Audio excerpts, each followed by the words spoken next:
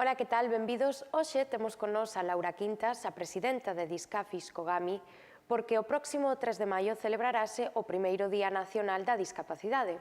Que tal? Benvida. Hola, bo día, grazas. Contanos un pouquiño, como chegachedes a conseguir que se nomeara o Día Nacional da Discapacidade? Cal foi un pouco o camiño a percorrer?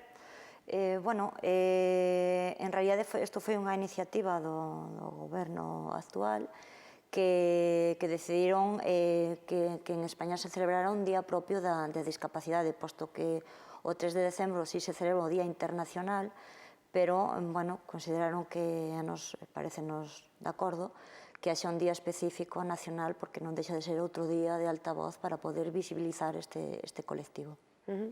Falando de visibilización, este colectivo abarca un abanico de persoas moi amplo. Entón, máis ou menos, cal é a representación que tedes en Cogami, que o traballo maior que hai que facer agora mesmo? Discafis Cogami é a Federación de Asociacións de Persoas con Discapacidade Física e Orgánica da provincia de Ourense. Actualmente está conformada por 14 entidades membro que van dende a Ixiña, que ten representación de persoas con discapacidades mixtas, a ODEN, que ten representación de persoas con esclerosis ou hemofilias, ou as persoas con Crohn, con enfermidades de Ril, é dicir, somos unha federación que ten unha variabilidade de persoas moi importante.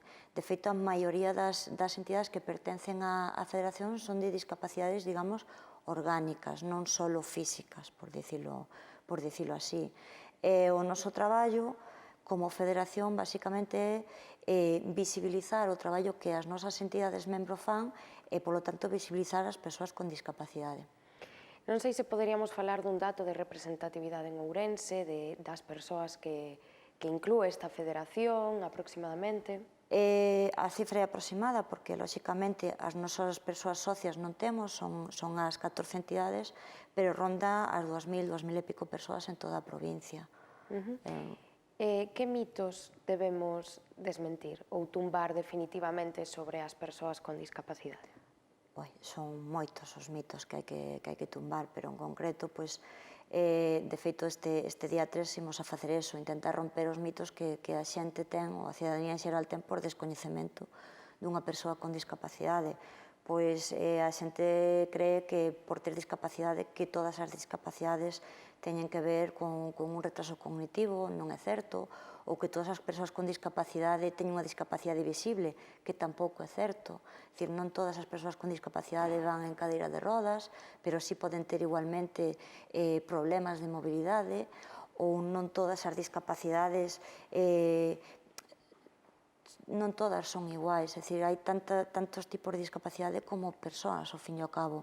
Nos sempre dicimos que en realidad a discapacidade en sí está no entorno e non na persoa que a padece, porque a min se faz unha cidade accesible, un entorno accesible, e digo accesible en toda a súa palabra, pois evidentemente vou a ter as mesmas oportunidades que o resto de persoas.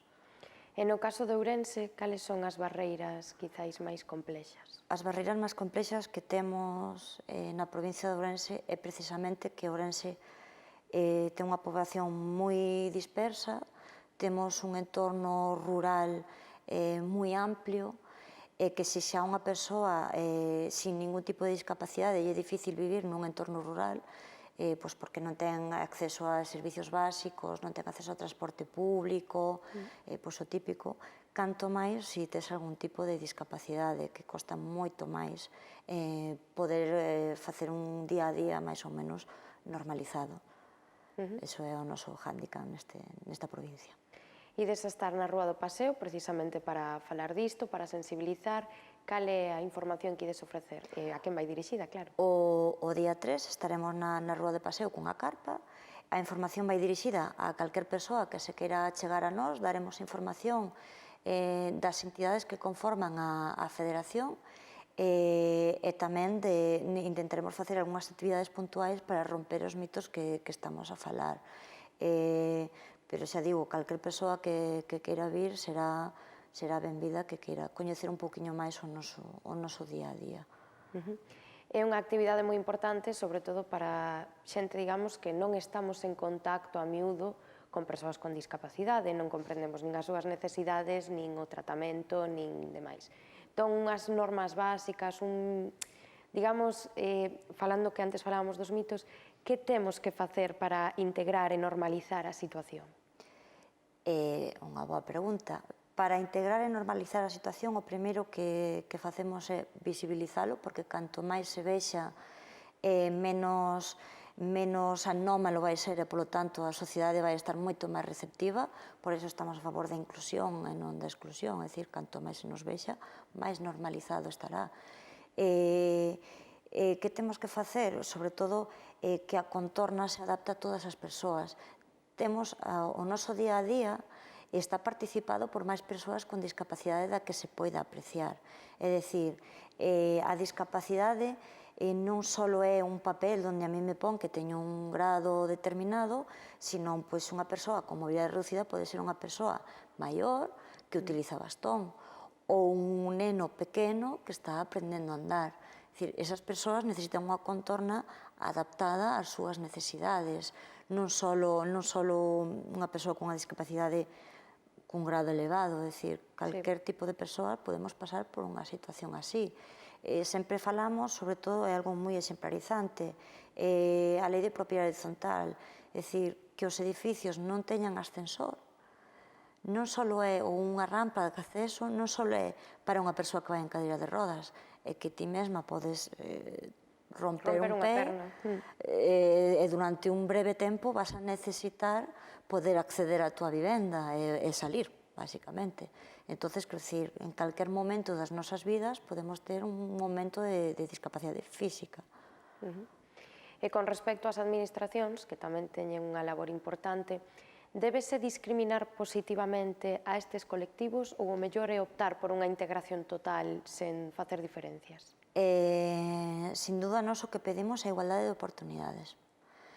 Lamentablemente, a día de hoxe, sí que é certo que España é un país que lexisla moito, lexisla ben, pero despois esas leis hai que cumprilas e aí é onde nos perdemos quizáis un pouco.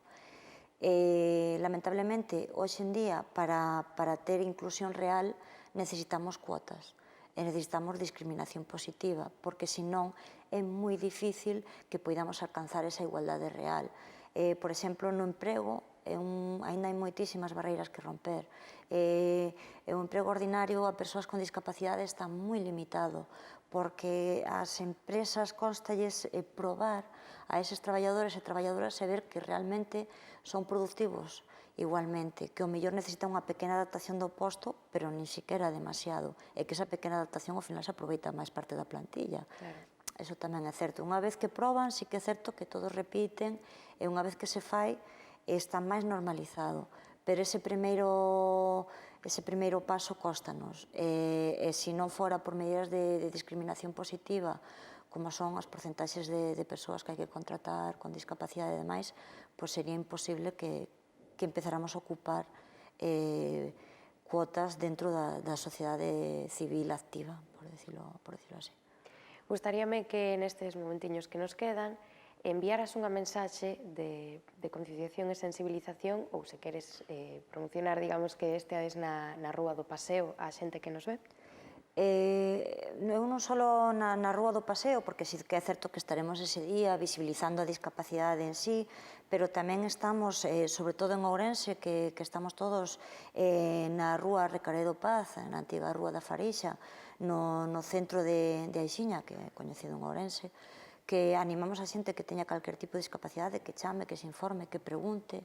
A nosa páxina web é www.discafiscogami.org ou senón en www.cogami.gal, tamén nos poden buscar aí, e que vexan os programas que facemos, porque quizás romper un pouco a barreira de que as persoas con discapacidade nin estamos enfermas, nin somos invisibles, participamos e queremos participar activamente na sociedade, queremos ter traballos ordinarios, facemos formación, formación para o emprego, formación a empresarios, é dicir, temos un amplo abanico de oportunidades para as persoas que nos coñezan, e non só as persoas con discapacidade, sino o resto da cidadanía. Pois moitísimas grazas, Laura, por estar hoxe con nós, por dar voz a colectivos que, por desgraza, aínda non teñen a suficiente. Grazas a vos por darnos voz. E moitas grazas a vostedes por estar con nós nun programa máis e non se olviden de pasarse o día 3 polo paseo que non perden nada.